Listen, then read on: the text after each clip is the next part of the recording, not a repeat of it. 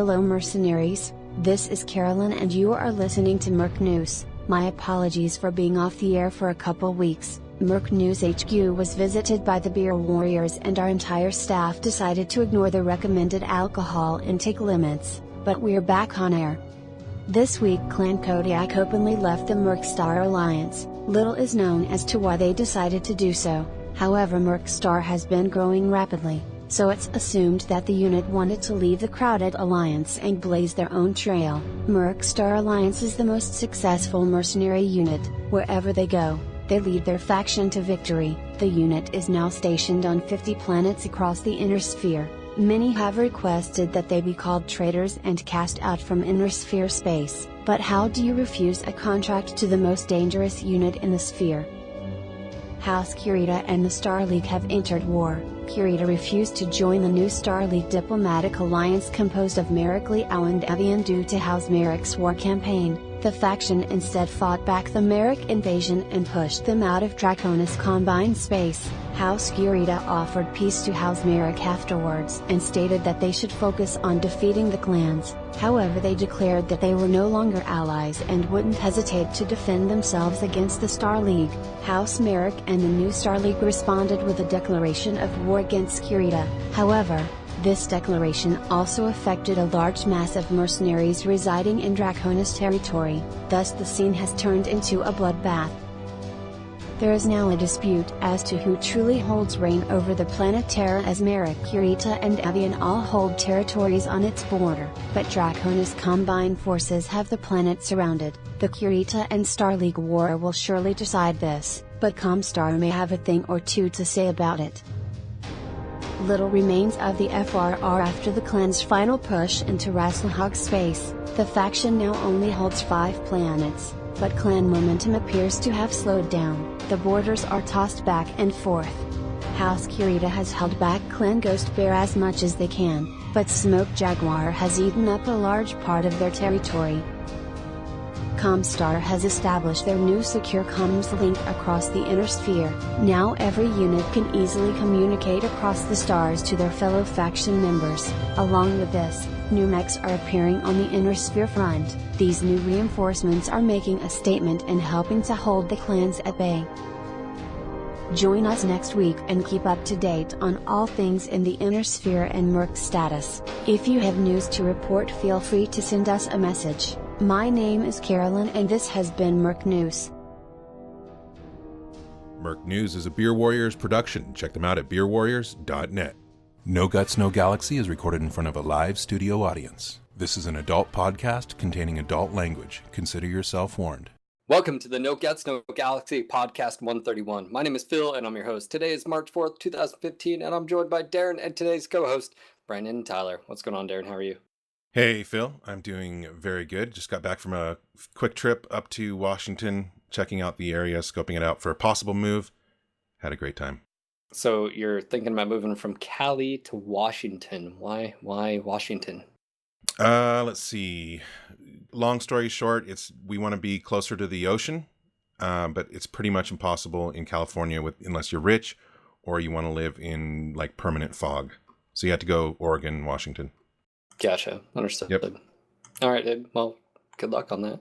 Thank you. Keep us informed. Yep. All right, Brandon, how you doing, bud? I'm doing good considering I'm legally dead. You're legally dead? How does that work? No. Clinically? Just a lot of work. A lot of work. I was gonna say I haven't really seen you at all in the past. I haven't really seen myself in the past week or so. All right. MIA. Don't work too hard, but gotta make the money. All right. What about you, Tyler? How's first Civ Div going for you, man? Well, I'm pretty much hanging on the opposite end of the spectrum from Katra. I'm taking it easy. Got no job right now. You want to trade? I'm doing okay. He's like, no, you can, yeah, keep that. You want to take 100 hours every 2 weeks? You want to trade? All right, guys, we're going to go ahead and dive in. We're doing another live audience. So that's you guys on TeamSpeak and you guys on Twitch. This is live on both, so you can do either or. We're going to be taking your questions, your topics of discussion, stuff like that. If you're on TeamSpeak, the obviously nice thing is you can unmute and ask away. We don't have a whole lot of people on TeamSpeak, so if you're watching at Twitch and you want to hop on our TeamSpeak 3 server, it's a good way for you to literally ask questions live. So I, again, welcome you to do as much. I'm going to go ahead and kick it off and say, hey, if you guys have some discussion topics, let's hear it. X up and down below. And it looks like Zolan. He says, how sexy is that shadow cat? It's actually, I think, a pertinent question. I told you guys that the Cauldronborn was by far one of the, I don't know, was it going out on a limb and saying it looked pretty badass? Is it? How do you guys feel? Oh, yeah. Cauldronborn is extremely sexy. That is just some of Alex's finest work, but the Shadowcat as well. We were just discussing this earlier because we see, and they were discussing it as well. We have the advantage of being able to work with multiple talented artists within the Battletech and MechWarrior world, and we've seen a lot of Shadowcats in the last couple of weeks. But anyway, incredible job by Alex. It is so damn sexy. It is total mech porn. Now, from a standpoint, Tyler, obviously I know you guys start nitpicking stuff, not in a bad way, right? You start speculating. We've already seen the Cauldronborn. Now you got the Shadowcat. What are some of the concerns that you guys have with the Shadowcat? Because I've heard a few things here and there. Well, I don't have too many concerns. It looks like its center torso is going to be a little big, no easier to hit than like the Stormcrow or anything, so that looks fine. It has a beautiful looking right torso energy mount that's on top of its chassis. I'm thinking that by the size of the cockpit, this thing might be small, like scaled quite small, like barely bigger than the Cicada, perhaps, because that's about as big as the Cicada's cockpit is. So I'll be interested to see exactly how big this thing is. Could be good. I would love it if it was Cicada size. I think that'd be a really good fit for it. Yeah, I definitely would have to agree that scale is actually really important. We see the one out of all of the clan mediums, the one that is just an eyesore and that sticks out, my dog agrees, is the Nova. I mean, it's again how important scale is. We saw the Panther and Enforcer come in, scaled perfectly. So as far as aesthetics, Shadowcat has actually a special place in my heart. And that's in regards to Daeron and Brandon, how I met you guys. And that was, we sort of did this Shadowcat pop-tarting in MechWarrior Living Legends. That's how I actually met you guys and recruited you guys, and we were doing all that. And it was just, it has a special place because we were sort of like the first group to do coordinated stuff like that. So for me, I'm looking forward to the Shadowcat 2, my play style. It also has masks. So I guess let's go ahead and roll into that sort of topic. Brad Bundy there. Yeah, I see Brad Bundy's asking, how are you hoping they implement mask? Well, what are your guys' thoughts on that? I mean, because Russ says it's coming in, he wasn't sure about the implementation. Are you guys wanting something like in the past where you hit like left shift and you get that boost of speed, but yet your heat rises? Are you guys just thinking it should be a permanent thing? Brendan, Tyler, how do you guys feel about that? I'd be totally all right with how it was done in the past. Hit shift, your heat goes up. If you go overheat, you'll blow a leg or something like that. There has to be a punishment for overuse, or else I'll just have my shift down constantly. Yeah, as long as there's some kind of deterrent so that it's not always on, because mask is, of course, way more affordable in tonnage than extra engine size. So either heat going up, and if you... I don't know, it would probably be to a certain level. I wouldn't imagine they let you overheat yourself. Probably up to like 90% like flamers. Or I'd be fine with just very light leg internal damage, maybe. Just like maybe 1 point every, I don't know, 10 seconds or something of use. That might not be enough. But over the course of a long game, it might be. Now, that's the way I'd prefer it as well. It just seems like it makes the most sense. We've done it before. It worked. Why fix something that's not broken? But what about other people have talked about it being, like a module or a permanent thing? If that's the case, what about just an overall, movement buff? Not necessarily a bunch of speed. Speed would be included, but not a ton. And general maneuverability buffs. Would you guys be up for that option? Because that's another thing that has been passed around as far as ideas. Well, so why not just rename the speed tweak mask, then it's the same thing that you just described somewhat. Well, but it's speed and maneuverability. So it's, which could be going uphill, downhill, starting, stopping, whatever. We'll see, and that's where I'm sort of I'm on the other side, which is I think it would have to be on an individual mech basis. You don't want to make it so that all mechs are getting the benefit of mask then. So that's where I will Of say course. Implement it in a way that's been done in the past, or maybe on a very, Shadowcat Executioner. There are a few other mechs that do have mask, but even then, there's no trade-off. So again, that's where right now, you'd have a Shadowcat that's going 140 some odd kph or whatever, and never has to worry about. Well, wouldn't the trade-off be tonnage and crit space? Yeah, but I mean, it's already there. But I mean, that's what I'm saying is, if you currently do it like how it's been done in the past, the trade-off is tonnage, heat, and crit space, but you're getting this huge boost to speed, and we see how important speed is for especially mediums, clan mediums in general. I mean, Ice Ferret is 140 kph, but it doesn't have as much payload space as what the Shadowcat's bringing. So, either or. I mean, it's one of those things where I think it'll be able to go in. It's just, meh. I'm indifferent. I just don't want it to go to every single one. I don't want it to go to. It shouldn't be attached to Speed Tweak, even though Speed Tweak does give pretty much every mech out there an additional speed boost, which also speeds up the game in general. Yep, makes sense. I like how it's been done before. Let's see. Another question we have is. The clan and IS balance, the 250 versus 240, seems odd. Now, Tyler, I was watching you yesterday. You were streaming some Community Warfare. It looks like they gave a buff to the IS, but not the clans. What's been your experience so far, just with 24 hours or so?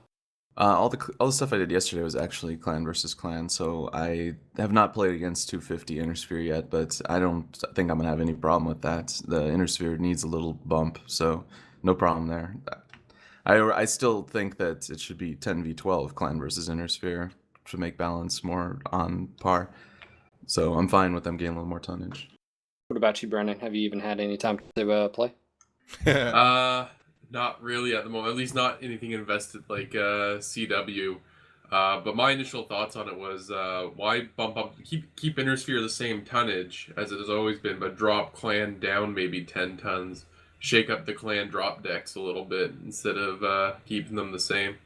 Well, I'm sort of torn here because I feel like we're not just talking about tonnage, though. Realistically, right? What we're looking at is the fact of, and we were talking about this, I think last time, is freedom of players and choice, right? I mean, that's what we're battling here, is the fact of, why would you want to reduce the clan drop deck? Well, some people could say, so you can't have, I don't know, a Timberwolf and 3 Stormcrows, or this combination and that.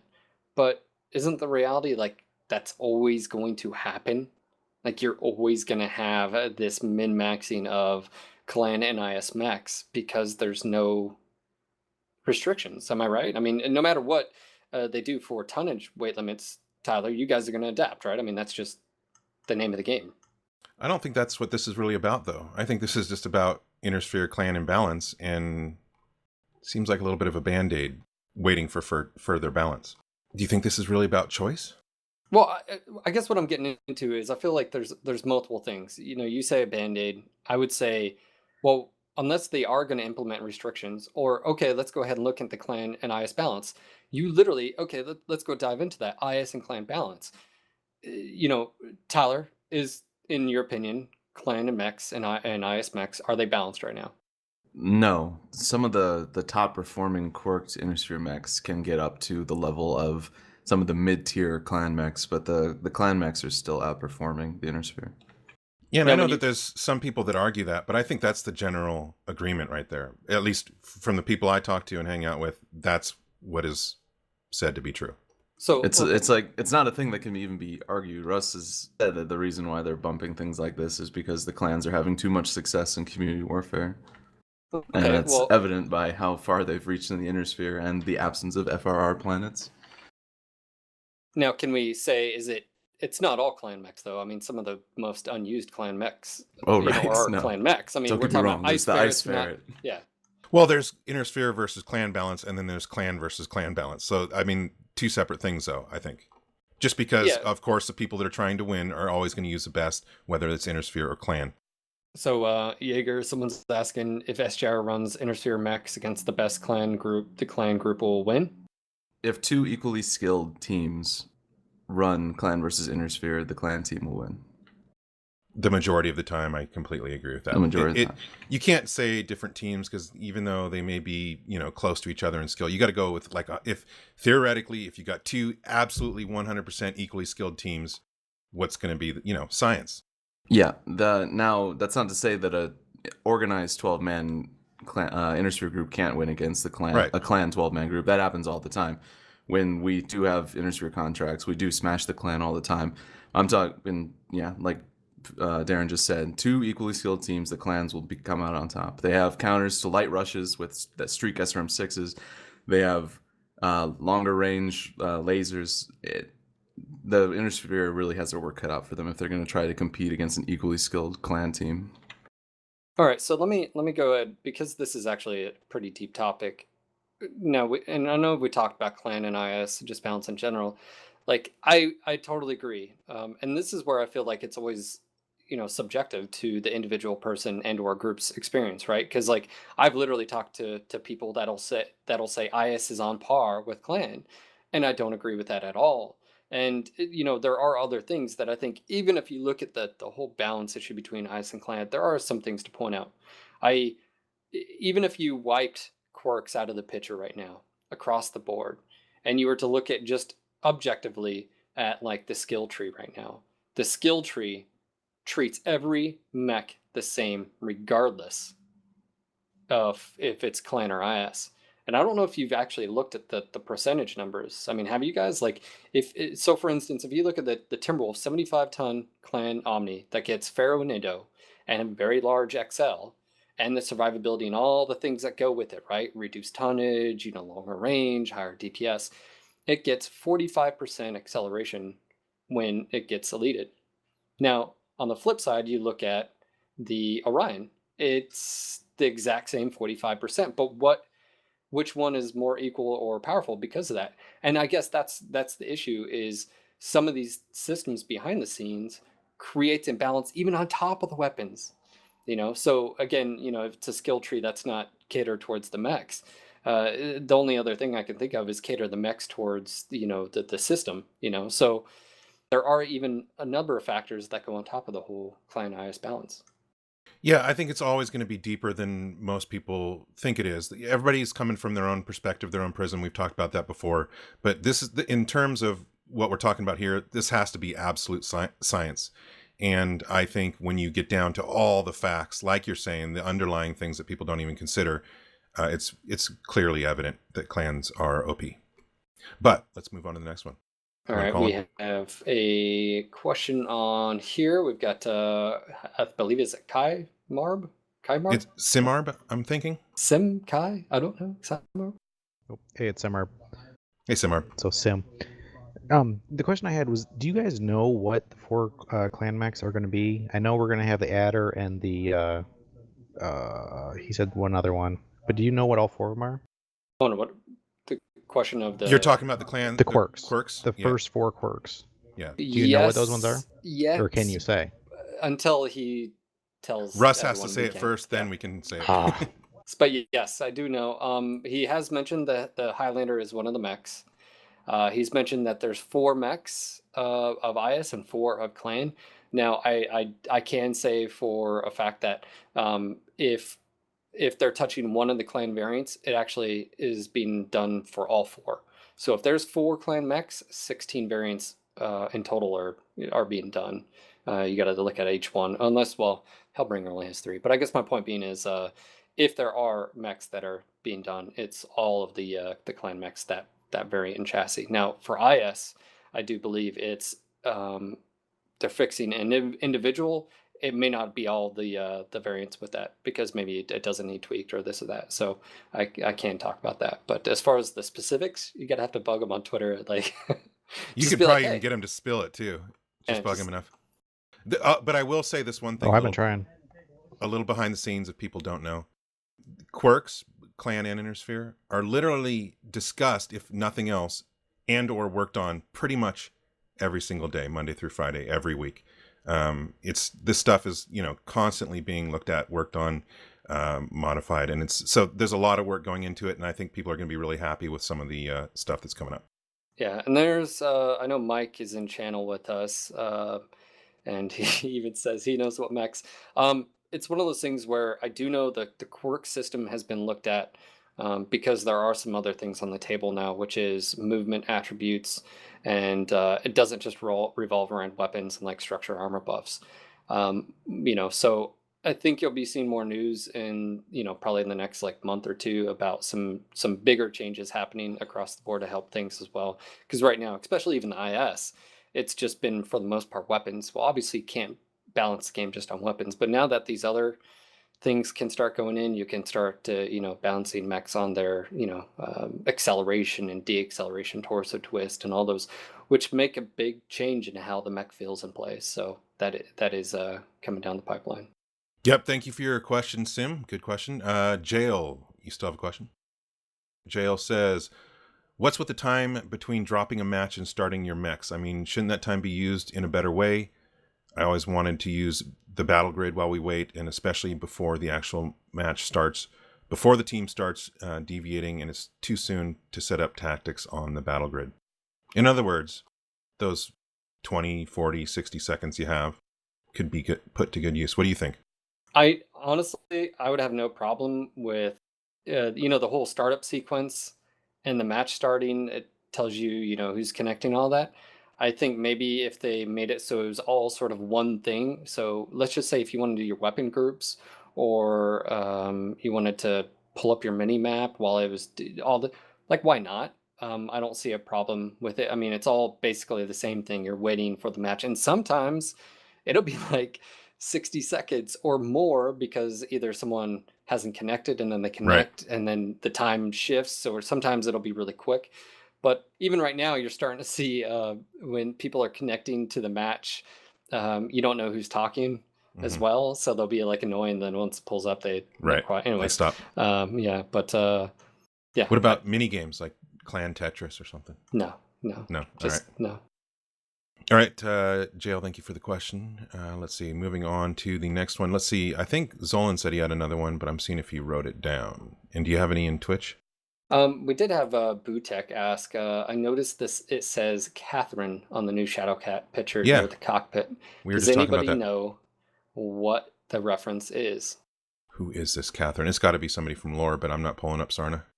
I think if you zoom in close enough, it actually says Karinsky.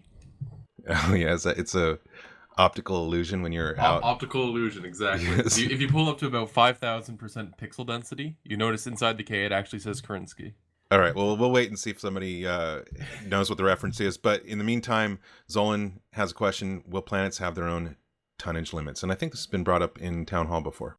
What do you remember that from that film? Yeah, I'm pretty sure Russ said that's a possibility. Different planets, stuff like that, may have different rules, restrictions, and all that. Yeah, but I think they're trying to get the system streamlined, and then that kind of stuff will happen where each planet will be more unique and have different variables or whatever. Logistics, the word we all love.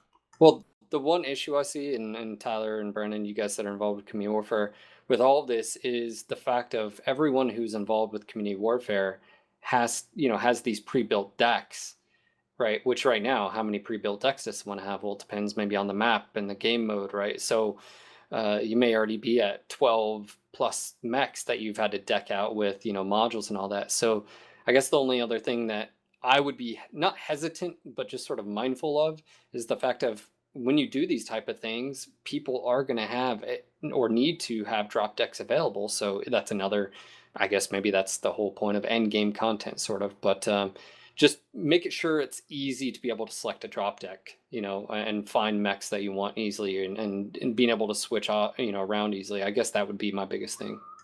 Brandon or Tyler, any opinion on that? I mean, more variety will always be fun, but I'd rather see some polish and stuff like that before. I mean, it probably wouldn't be hard to implement. Then again, I could always be underestimating how hard it could be to implement. But I think polish and stuff like that before seeing different drop tonnages, mainly a balance type of pass, perhaps. Do you think most mech warriors like logistics, or is that like an old school mech warrior thing? I love logistics. There could never be too many for me. Oh, I would absolutely love more logistics and more things to take into account and that sort of thing. But I think that is very much a niche for some people. I mean, just look at like EVE Online and stuff like that. Like, I mean, it is a big population and it's pretty much all logistics. But it is very much a niche. Well, I mean, in the talks of logistics, what you're talking about is like troop movement, dropship, supplies, whatever. Anything and everything, man. I think it just has to add to immersion, but not take away from time, because time is or not be a job, not be something that people are like, oh, I got to do that again. Well, and that's what I'm saying is time. I mean, when you guys drop in a community warfare match, how long is the wait before you actually drop? I mean, that in itself is a big time sink. 15 minutes before you even get in a match, and that's depending on how long you waited for the match. And next thing you know, you blew half an hour just waiting for a match, and then you got in, and those are the type of things that I don't mind logistics, but if it adds on to just what does it add to the game? Maybe it could be a behind the scenes thing that unit leaders do that it doesn't have anything to do specifically with dropping each match or that time. I don't know. But anyway, let's move on to the next one. I've got a long one. Yeah, you have a long one, but first, before that, Catherine seems to be a reference to Shadowcat from X-Men. Very cool. I like that reference. And is Kitty Pryde called Shadowcat? They one and the same? Anyway. Yes, they're the same. They're the same. All right. So you got the next question, Phil. What is it? And it's on Twitch. It's from Minty Fresh, and this is a long one. He says, why does it take so long to put balance patches out? More specifically, what's taking so long to balance dual Gauss builds? Anything having the ability to rip a torso off and assault 600 plus meters away with a single shot is far from balanced. Don't give it lore as an excuse either. Attempting to translate lore into this game is literally equivalency of using rock instead of hammer, because that's what cavemen used. Huh. Oh, it's a lot here. It's a loaded question. I got this. All right, because balance is fucking hard. All right. Well, I have an answer, but Phil, what's your I don't think it's one. I don't know if you're new to the game or if you've been around for a while, but dual Gauss. Really, even if you go back, what are you trading to take dual Gauss? What mechs can actually run dual Gauss effectively? Now, someone could say, what, Cataphract 3 Delta, the 4X. No, Cataphract, the 4X, you could do dual Gauss, but you're slower and shit. You can actually technically do triple Gauss, which at the time was, oh my god, thinking, but it was dead on arrival if you tried that, just because of how slow it is. So what next? The Jaeger mech? The Jaeger mech, if you're taking dual Gauss, you either have to take an XL. If you take an XL, you can actually move at a good clip of speed, but guess what? The Jaeger is so vulnerable to side torsos. Literally, I always do XL checks on the Jaegers because I don't know what speed maybe they're moving at. And if you take a standard, guess what? You're moving so slow, you're just going to be focused down and boom, you're dead. Well, what other mechs can take it other than that? I mean, then you start getting into IS side. The King Crab? Well, I think the question presumes that everybody agrees that dual Gauss are OP and that they need to be balanced.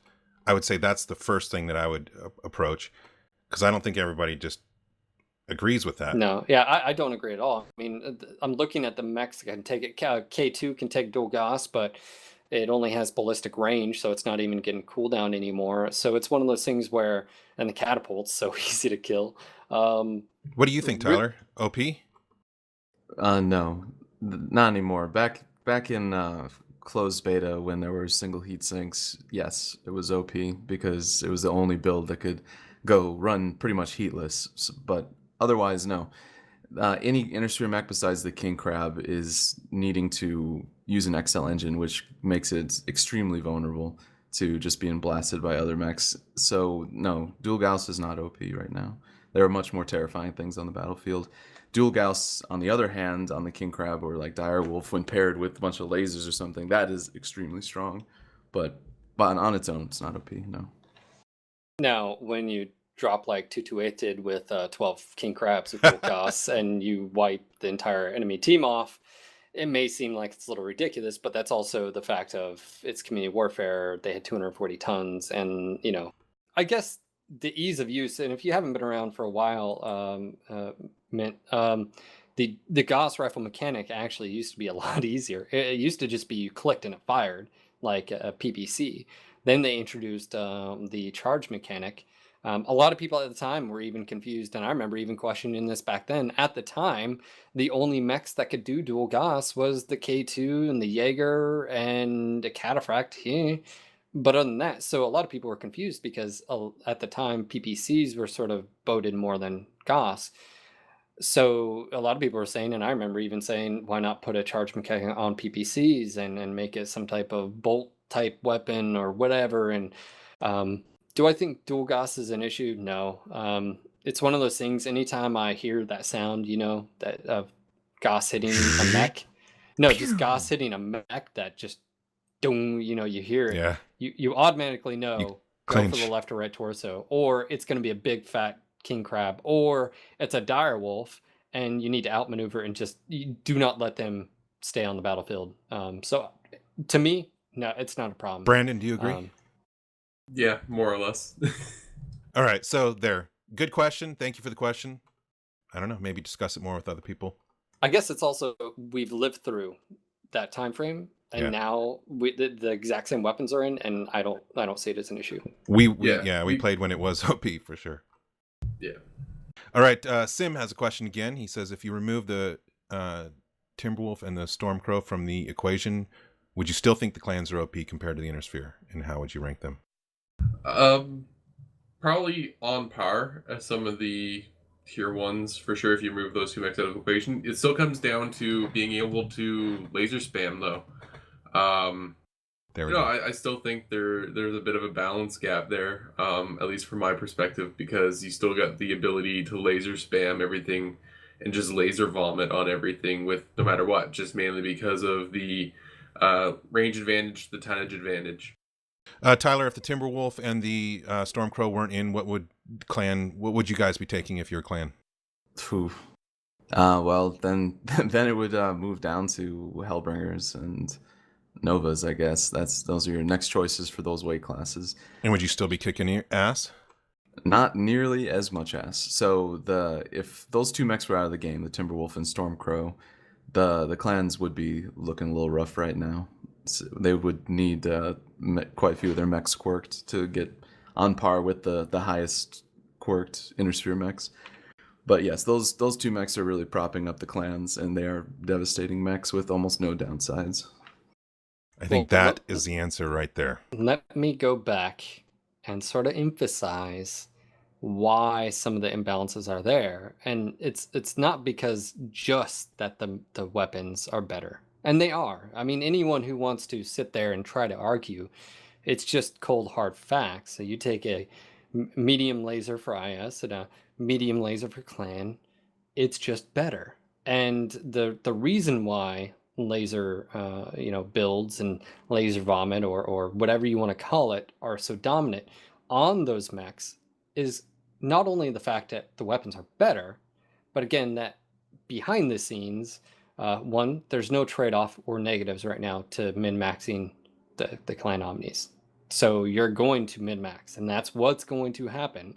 Two, that behind the scenes, the skill tree treats every single mech, again, the same. And that's why, guess what, that your two best clan mechs and mechs in the game, the Stormcrow and Timberwolf, both have Indo and Pharaoh. And yes, the Hellbringer comes up in that equation. Why does the Hellbringer better in some regards? It's better because it has ECM. If you took away ECM, the other saving grace it has is it has a lot of hard points, so it can do the laser vomit. But if you removed ECM from the Hellbringer, it wouldn't be as viable just because there is that sort of intangible, like how do you equate ECM and its effectiveness? Obviously, it's dependent on the team and the person and stuff like that. But those, again, are reasons why clan mechs and the equipment is better. Not to mention, again, we're talking about these systems. Look at heat sinks. For every double or single heatsink you put on, it increases your heat capacity. Well, these builds, these laser builds we're talking about, have what, 18 double heat sinks? So on top of, I don't know, the 20% heat capacity it's getting from eluding its mech, like those are the type of things. Like if you haven't looked at the skill tree values, so again, that's what I'm saying is the skill tree, the equipment, all that, no one can really, I just won't agree with anybody that says the clan mechs aren't OP. But to get back to the whole subject, if you took the Timberwolf or the Stormcrow out, it would be very difficult for the clans right now. Very difficult. Well, would you say that if the Timberwolf and the Stormcrow weren't in the equation, that balance would actually be close between Inner Sphere and clan? Not that there's not things that are going to be happening in the future to make overall balance better, and we can get into that at a future time. But I'm just saying, if those two mechs were out of the equation, would balance be close? I think people would have to. You would see Direwolf drop decks start off in just like 12 Direwolves basically, because what you go to the Nova. The Nova it's nothing even compared to the Stormcrow. Low mounted weapons, less tonnage, less speed, less hard points to actually do something with it, and plus it's gigantic. I think you would see clans trying to use a different tactic, but I also think a lot of people would be unhappy because they wouldn't have anything really to compete, really. All right. Well, let's move on to the next question. You got anything in Twitch? Someone just said, Tiny Grump says, why is he not playing the fucking game? Because we're doing a podcast, Grumps. If you want to watch podcasts while gaming, check out the Baronet. They do it every Monday. Highly recommend that. I was going to say, for those that are watching live on Twitch, you can hop on our TeamSpeak 3 server and ask questions live. We ask you to unmute, tell us who you are and stuff like that. But if you guys have any questions in chat, feel free to just list them out there and we'll do our best to answer them. Rhythm brings up a good point, going back to the clan balance. When he says, when people talk about clans being OP, you're talking about, the big three, the Timberwolf, the Stormcrow, and the Direwolf. Well, no one ever says the Warhawk is OP or the Gargoyle is OP or the Ice Fair. And that's where I say it comes down to, well, why are those not OP? This is because the nuances. The Ice Fair doesn't have a whole lot of free tonnage to use. Gargoyle, same thing. It's the best loadout you can do on the Gargoyle is a laser vomit. Why? It's because the tonnage for medium lasers is just, it's great and what you get out of them. So. Well, if quirks were completely removed, many of the other clan mechs would be OP still. So the quirks have come a long way in making some Inner Sphere mechs better than clan mechs. But without them, it would just be clans all day. Now, what about going to what they started doing, which was the penalties for XL engines? I mean, you lose half your mech, you lost what, 20% of your heat sinks in the engine. But really, for the most part, if you lost half your mech, you lost half your weapons, so it really wasn't an issue. Should there be a speed, hit there as well? I mean, doesn't it just sort of make sense? You just literally lost part of your engine, that it's going to affect your mech in other ways. I'd be fine with that. Other negatives to losing a clan XL, you're not dead. That's the positive. It's weight savings, etc. But the Inner Sphere has been quirked significantly. Then these mechs are getting up there to compete with most of the clan mechs. So if you added that negative in, many of the clan mechs would just be terrible. Like Ice Fair, the lower ranking clan mechs would just get really bad with that negative. So it's funny, the more and more we talk about this, you quickly realize like a lot of the quirks right now are just weapon based, and there's structures and stuff for the the IS mechs and a few armor buffs. But the more and more you look at it, is you just can't balance just off that. You have to look at movement, right? And I'm not saying penalties for having a destroyed engine. What I'm saying is you have to look at almost every single mech itself, the variant and the chassis that go along with it, and cater movement attributes and weapon attributes based off that each one. And obviously, I think Russ has mentioned movement attributes are now on the table for like quirks and stuff, but I think that's what you have to do. And I think you have to tie it in some way to the skill tree. I mean, and we've said, how old is the skill tree? It's a dinosaur, right?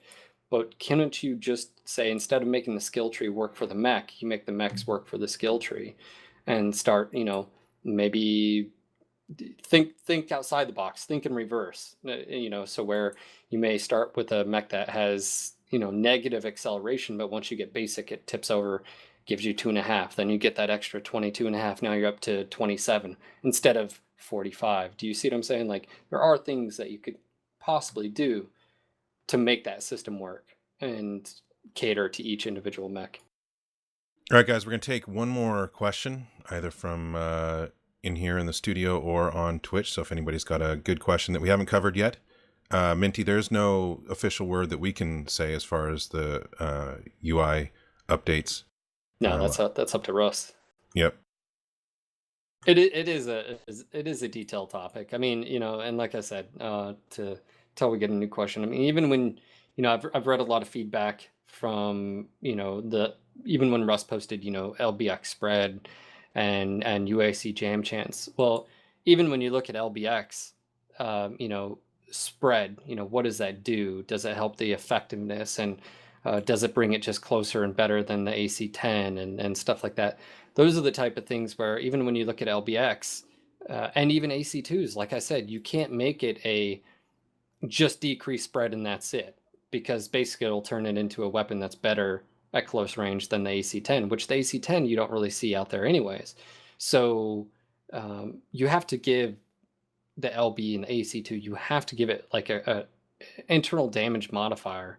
You have to give it a increased crit chance or something other than just a straight up, reduce the spread to where basically if you're 400, 300 meters, it's better than an AC10 and no one will ever take the AC10s. Little things like that, I feel like, it's important to, bring up. All right, Phil, we got a question from Butek in Twitch and one here from Parjai in chat. If you want to figure out which one you're going to ask, I'm just going to really quickly address Grynos in Twitch. He's asking where the community manager is, a new community manager. She is basically going through probably like boot camp of figuring out the game and the community and so forth. But just to let you know, we've been working a lot with her behind the scenes. Things are going to basically be set up to be run much smoother, better pipelines for community support and so forth. She's really cool. And so I'm sure you're going to hear more and more from her over the coming weeks. So Phil, you got our last question? Yeah, well, there's Butek, and he basically says, would it be possible to where you can like mess around in your mech lab and stuff while you're waiting, searching for a game? I mean, I'm sure it's possible. It's just what happens if you're in the middle of actually like making adjustments and stuff like that, and then launches you in the game. There are some other games that even like like War Thunder Tanks, you can look at mechs, stats of the tanks and stuff while you're searching. I could even see that being translated into MWO, where maybe you could go to, I don't know, look at stuff or whatever info about your mech, but when it connects, there's nothing hanging you up or anything like that. The other question is by Parjar. Says, which do you feel should be bigger focus right now, game modes or maps? Ooh. I guess maps. I mean, you're always going to be able to add more maps than you can game modes. It's not like we're going to have 20 game modes, at least. I mean, I don't know, thinking of all the different games I play that might be considered similar. There's just not a lot of options for other game modes. I'd like to see them always making the game modes better, so improving the ones that already exist, because I think in my opinion there's some maps where and a lot of people think this, some maps that certain game modes don't work as well on, or could just be changed a little bit and they'd work better or whatever. But maps, everybody always wants new maps, and again, doesn't matter what game you're playing, maps. Tyler, in the community war aspect, what would you rather see? Better game modes or better maps? Or is that the question, or is it more of just more of, or either or? Just which one should be the focus, yeah. Probably more maps, only 3 at this time, and I know there's more coming in the coming months. They will be nice to see more maps. It'll diversify gameplay a little bit.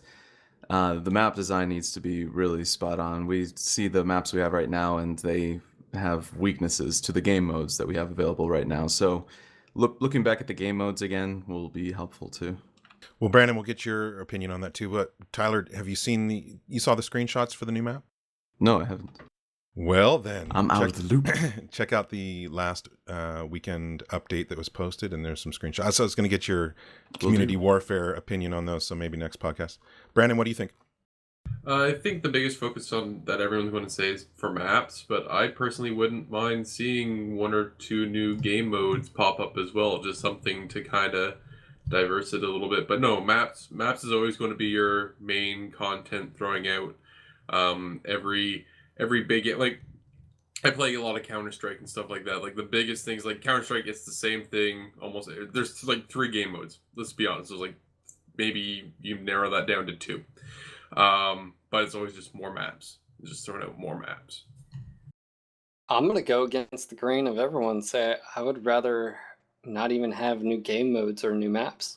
I just want the game modes that are out there refined. I mean, really, and this is my opinion. There's one game mode in solo and group queue, and that's deathmatch. I mean, really, I don't really know where. I have a handful, maybe 1 out of 50 games that ever comes down to actual cap. Especially on the smaller maps. Like I literally, how many times on the stream will I be like, I'll tell even VoIP now, I'll say, don't worry about the caps. I just did this last week. It was a Viridian Bog, and we had a Raven 3L and a group of lights that was going to cap. And I literally said, guys, we need you in the fight. Don't cap. Don't worry about caps. You don't need caps. They turned around, got engaged. We won the match. It was over. Boom. Right now, Assault, Conquest, and Skirmish are across the board so generic. It doesn't. You just can't do it. I mean, Assault literally took away any type of lights being able to flank. And I remember at the time we were thinking, oh, LRMs would be cool and whatnot and stuff. And then when they went in, what job is there for lights other than to hunt other lights or backstab? There's no role in Assault. Well, then it sounds like your answer is that you think they should focus on game modes. I think it should be game modes and polish, and even the maps. I guess that's what I'm saying is I don't want new maps. I don't want because didn't Russ sort of say this though on the town hall? He said there's 2 ways to do it. We could literally just replace the older map with a new map, right? Why go back and dedicate resources and stuff like that? I mean, I guess to each his own. I guess it's the same end result where we get better maps. As long as it's better. But he also said, remember that you can't just do that. Part of the business side of it is you have to put out new content. So it's a compromise. What sells though? I guess that's, when new content, when I hear it, means, new mechs, new camo and stuff like that. New maps. New cockpit items and stuff like that. Well, maps too. Well, hold on.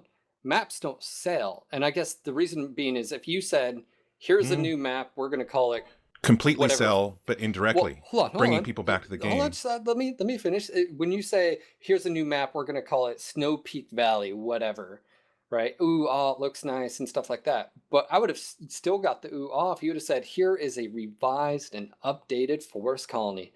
To me, that works out either or, and it's the exact same effect, which is, holy crap, we basically have a new map, and it's a map that's been, fixed and updated. To me, polish goes a long way, and that's what I want. Is I don't want new maps.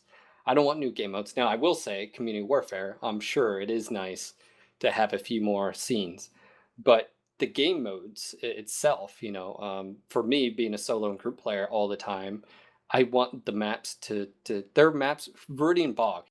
It makes me want to hurt bags of kittens. Yeah, but what you're saying to me is all obvious stuff, and I can't disagree with any of that. But that business doesn't agree. You have to have some form of new content coming in completely, regularly, always, or you're losing business. And it's not people totally don't buy maps, but new maps bring a bunch of people to the game, which then buy other stuff. But you're basically saying leave all of your stuff that needs fixed in there with that. No. And that's I'm not what I'm saying is it's not black and white. I know, but that's why I'm saying compromise. Well, you're saying what should be priority. I'm saying, to me, the priority, in my opinion, should be cleaning up some of the trash on some of the maps, making them better, making them play better. I mean, look at Forest Colony. We've talked about lanes and how the maps work so well on the older maps, right? You don't have too many things except for, like in the water on Forest Colony, the damn cargo containers, which you're in a 100-ton mech, but you get stuck on this cargo container. Make those physics-based or make them invisible collision boxes, whatever. It's little things like that. To me, I've come to the conclusion that all objects like that in the game are petrified. Is that what it is? Yes, that's why we can't do anything to them. But to go back, I mean, do I want new maps and modes? I think I would love new maps for community warfare, but I also want to argue the point, just like I just did, that I think the first two maps, little tweaks here and there, always need to be adjusted, and they'll continue to be. But yes, stuff and content needs to be coming out, but you've still got a lot in the past that, I mean, it's the same thing of mechs, dude. Like it's like the Awesome and the Dragon and Cicada and some of these, well, let's just say Quick Draw and Nova, some of these mechs that were scaled improperly, do you just always basically leave them out of the loop forever? To sum up what you just said, there needs to be a balance between polishing old stuff and bringing in new content, which is exactly what I said. And that's the conundrum, though, right? That's, as a customer, I want this, but then you want that. So yes. what's acceptable? Well, my desire always wins. That's what everybody thinks, though. Right? Yes, everybody believes that, though. Make it so. Go forth. I think Take us actually, I think, hold on. I think we do have one or two other questions. So you're not going anywhere. What are you doing? You absolutely agreed that we were going to do 45 minutes this time. Well, tell the people right now that you're just going to leave them. Tell them right now. All right. If you've got a good question, ask it. Oh, here's a good one. And Minty Fresh asks on Twitch, she says, speaking of assault, are there any plans to fix the issues with turrets and their spotting, targeting through terrain to be consistently happening? I get in the mode. Also, I want to add to that ECM. Do you know how frustrating it is that you have ECM and ECM covered, but yet turrets are shooting at you? Do you feel the frustration out there? Anybody else? Well, to me, yes. That's polish. Those are glaring things that need to be polished. The turrets have been an issue since they came out. They were fixed. They intentionally put that back in the game. No, I know. was in the patch notes. Who decided that? But yeah, so obviously everybody has a problem with ECM the turrets being able to see through it. But I think turrets need a revisit, a big one, from top to bottom.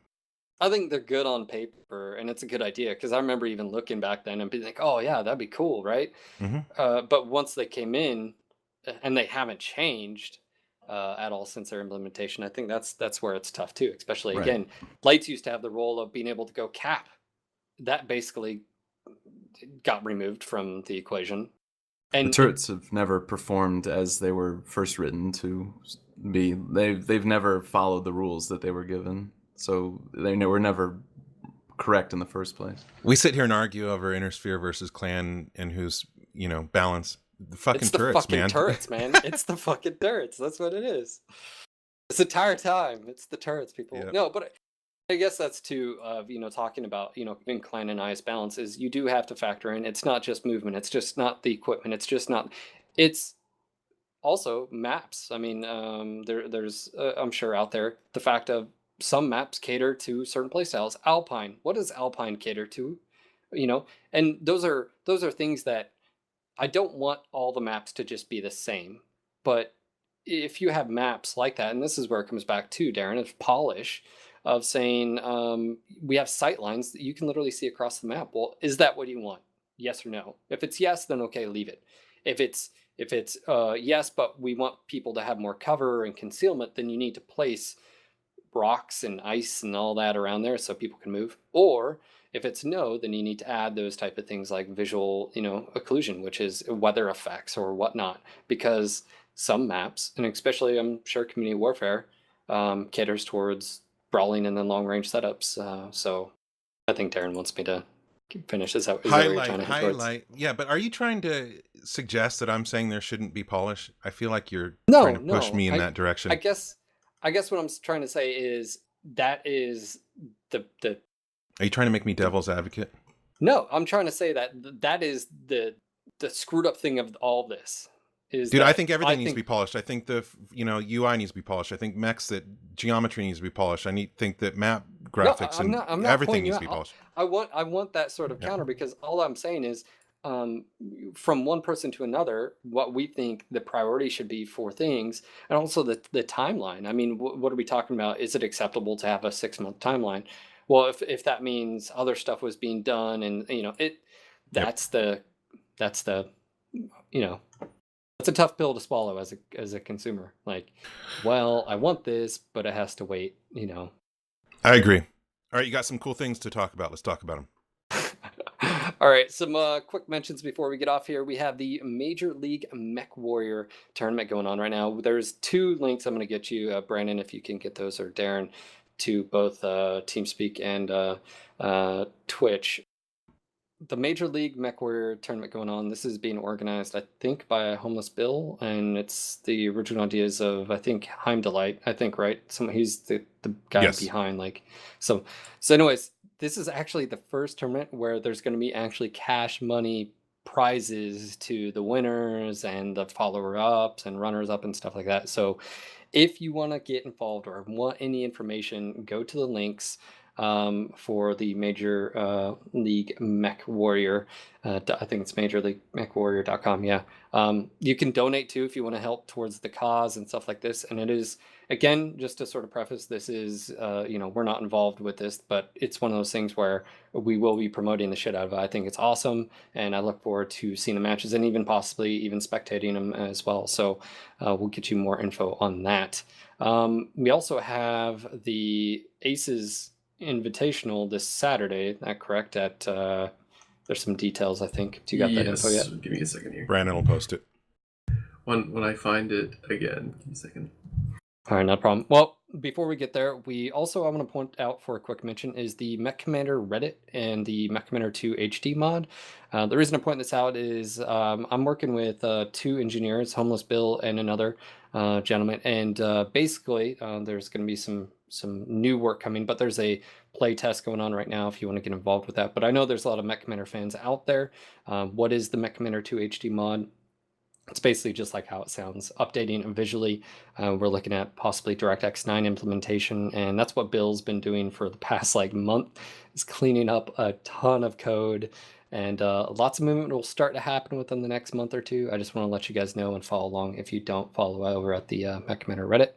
We have the patch overview by Kaniyashi, and I've got 2 links for you, one directly to his video and one directly to his YouTube channel. He does amazing content, and we wanted to help spread that content. So he's going to be doing these on the NGNG channel. And again, make sure to head over to his channel because he does other videos like mech content and stuff individually. So if you like his stuff, go over to his channel and subscribe and follow and comment and like. Do we got that Aces stuff yet? Yes, I posted it. Brandon, why don't you tell us a little bit about it real quick? Yeah, sure. So we decided to try and do something a little bit different. What it is going to be an 8 versus 8 tournament with run 100 die-ish type weight division. So like the 2-2-2-2 type thing. You know what I mean? So like 2 lights, 2 mediums, whatever. But we're going to add a little bit of tweak. We're going to add, if anyone's familiar with like Dota or League, we're going to have a ban list. And what that is each team, for each weight class, each team gets to ban 1 chassis. And we're also limiting to 1 of each mech type as well. So only if you already have a Shadowhawk, you can't take any more Shadowhawks type of thing. So cool. We're hoping to try to get some different play style diversity out of it and see, diversity, and try to get people into things that they might not normally play. Very cool. And Phil, what's going on with Mech Warrior swag and gear? Well, speaking of which, I've been telling people the Timberwolf grid gear that you guys did the pre-order. Guess what I got in the mail today? Yep, everything went out 2 days. I literally spent, it was like 7 or 8 hours on Sunday nonstop doing all the orders. So I got all those out to you guys. If you're overseas or in a different country international, it obviously takes a little bit to get to you. But the Timberwolf grid t-shirts and hoodies, we did the t-shirts and hoodies for pre-order. Those went out. So if you ordered those, pay attention to your email too, by the way. It sends out not only a USPS notification, but also from our store. But speaking of which, we do have leftover in stock. I just want to preface this. A lot of people, I get emails that are saying, when are you guys going to restock? That's what pre-orders are there for, just to guarantee your order. But I'm wearing the one right now, the Timberwolf. Anyways, there's 5 different colors. We have them in stock. If you want one, get one before they're out. And don't email me saying you're sad panda because you didn't know. You knew, and you waited. And it's game over, man. And we're also beginning work on the next shirt. You want to give a quick mention what that's going to be? or next product, whatever it's going to be. I'm actually going to show the picture. All right, so I posted the picture in TS chat as well as the Twitch chat. We commissioned Shimmering Sword to do the artwork, and this is obviously, it's not set up yet for the t-shirts, but this is the base artwork of his Shadowcat version. Anyways, really loved his work, and that's going to be turned in just like the Timberwolf we have. So that'll be going up for pre-order probably within the next week. So again, if you want one, that so it'll be going up. So another just to point out the t-shirts, not to sort of go on about this, but if you did do the pre-order, you noticed that you guys got about a 25% discount in doing the pre-order. Just saying. So yep, there's a good reason to pre-order. Plus, I mean, that Shimmy just did such a good job on that. It's the week of the Shadowcat, I think. Coincidence? I think not. It was great timing. Anyway, it was a great timing. Yeah, we've been sitting on that. Darren's been hoarding it for the past like month and a half. It's been ready. Just, he's like, no. I've been enjoying it in my private time. All right, guys. I just want to say a big thank you to our live audience on TeamSpeak and on Twitch. Thank you guys for hanging out and chilling. I think we're close to about 100 people, so I think that sort of works out. Again, we'll continue doing the podcast on Twitch as well. It's sort of nice to having you guys right there. I know it's ease of use as well. You don't have to be on TeamSpeak if you don't want to, but yeah, big shout out to you guys in chat. And I'd like to say a big shout out to our new listeners and some guys we've had around literally from the start. I don't know how you put up with this or put up with our antics, but thank you for all of your support. You guys are awesome. Kerensky, bless you all. Of course, thank you to our staff, everyone behind the scenes. Thank you, Brandon and Tyler, for being here, and our amazing sponsors, all of you guys out there that support, whether it's watching on YouTube or maybe you're a subscriber on Twitch or maybe you listen on SoundCloud. All of it. Thank you again for being a supporter of NGNG. It's awesome being a part of this community. So thank you. I do appreciate it. We love your face, as someone else might say. That's a little weird. Copyright infringement. No. Anyways. All right, guys. This was your local No Guts, No Galaxy MechWarrior podcast signing off for tonight. This is Phil. And this is Darren. This is Brandon, also known as Catcher Kel. And this is Tyler. Until next time, Mech Warriors. Don't forget to follow us on YouTube at NoGutsNoGalaxy TV, on Twitch at NGNG TV, on Facebook at NoGutsNoGalaxy Podcast, on Twitter at NoGutsNoGalaxy, on iTunes at NoGutsNoGalaxy, or via your favorite podcatcher with the RSS feed at feeds.feedburner.com/NGNG. It'd be best if you avoid me, but I know you probably can't. You sense something is wrong with me. You can feel it on my skin, but there is more within. Maybe I can be closer now, but I don't know how. Please help me remove my metal skin. My metal skin. My metal skin. And the wires within.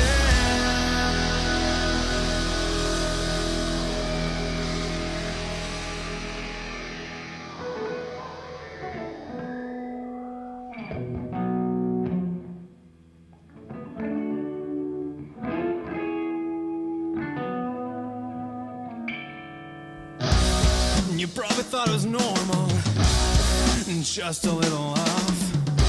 The truth is at one time I was, but now I'm a robot. Forever